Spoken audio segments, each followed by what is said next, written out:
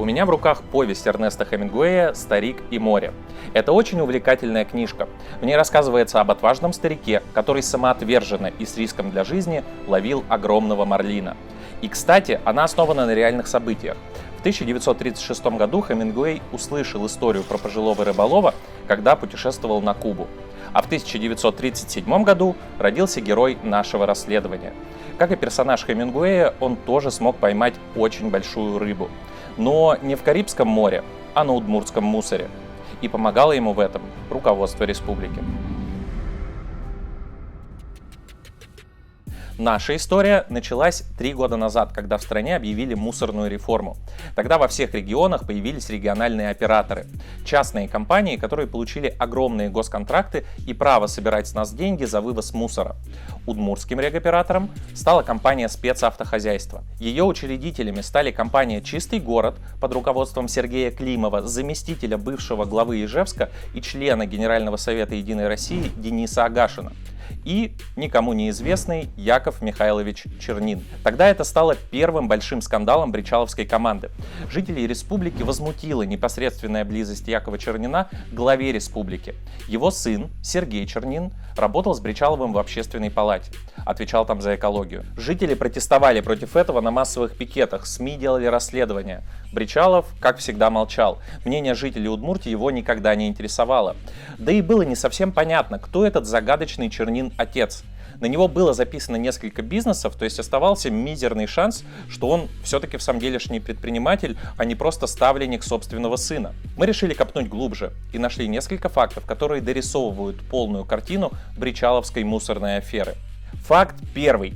На Якова Чернина была записана доля в британской компании, которая управляла офшорами на Сейшельских островах. На сайте британского реестра мы нашли его месяц и год рождения, которые нигде ранее не фигурировали.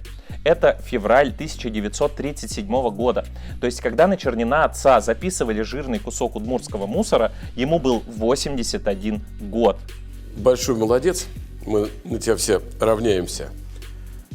83 года, чтобы столько жизнелюбия было и с тетей Светой, и туда, и сюда, и парк, и гуляете, и еще собачку выгуливаете. Молодцы.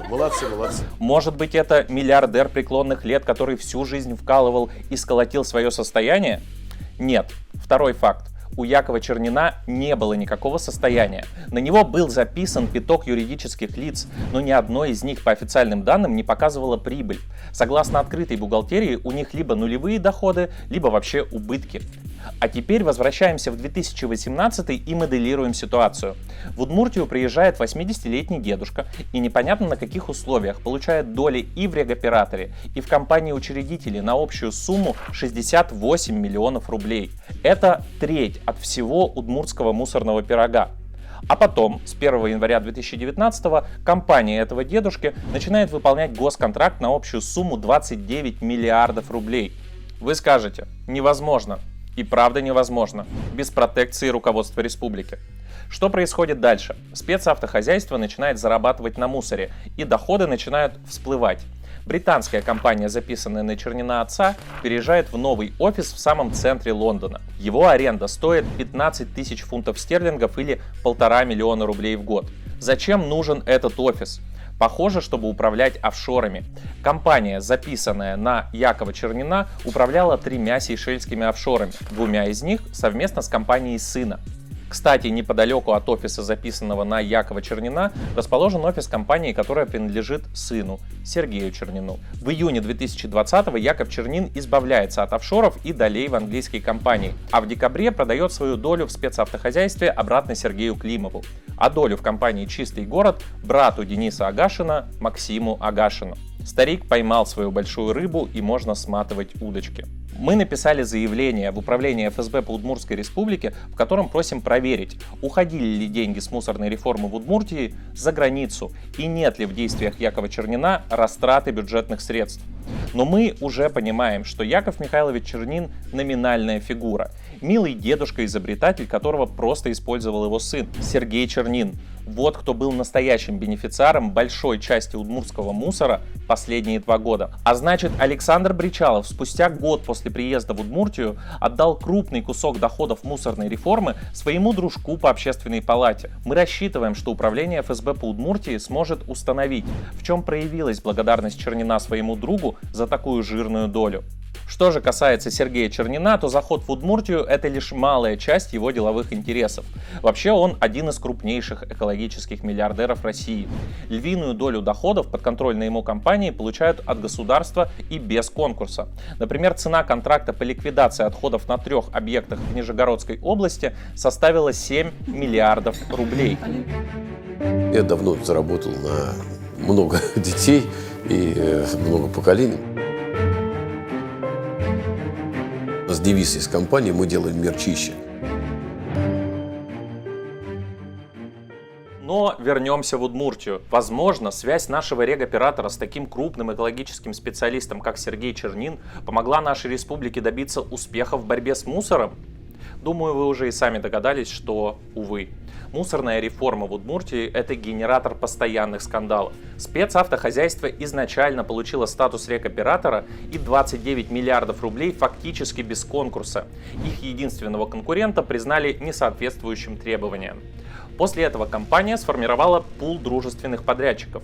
Регоператор поступил хитро. Объединил в один лот 24 муниципальных образования. И одно только обеспечение заявки для участия в торгах стоило 26 миллионов рублей. Понятно, что малые и средние бизнесы не могли в этом конкурсе даже поучаствовать. А те, кто надо, смог. Например, ООО «Мусоровозов», директором которого является еще один ставленник Агашина Константин Чумаков. УФАС тогда возбудила дело по нарушению антимонопольного законодательства. Прокуратура тоже регулярно находит нарушения и у самого регоператора, и у его подрядчиков.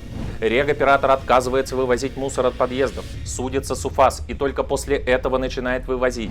Предприниматели стонут от отчислений. Что же касается переработки мусора, то сейчас во вторичное сырье идет лишь 3-5% отсортированного и 0,6% от всего мусора в республике. Про раздельный сбор мусора в Удмуртии тоже почти ничего не слышали. По генплану все мусорные площадки Ижевска должны были быть оборудованы контейнерами для раздельного сбора еще в прошлом году. Что сделал регоператор? Закрыл комментарии под постом. И, к сожалению, все это неудивительно. Мусор – это ресурс, а ресурсы в путинской России и Бричаловской Удмуртии не могут приносить пользу нам с вами. На них всегда зарабатывают конкретные семьи. В данном случае единоросса Агашина и эколога Чернина. Сергей Чернин с помощью своего отца хорошо заработал и покинул нашу республику. Его патрон Александр Бричалов должен отправиться следом. Мы продолжаем требовать отставки путинского ставленника. Добавляйтесь во встречу.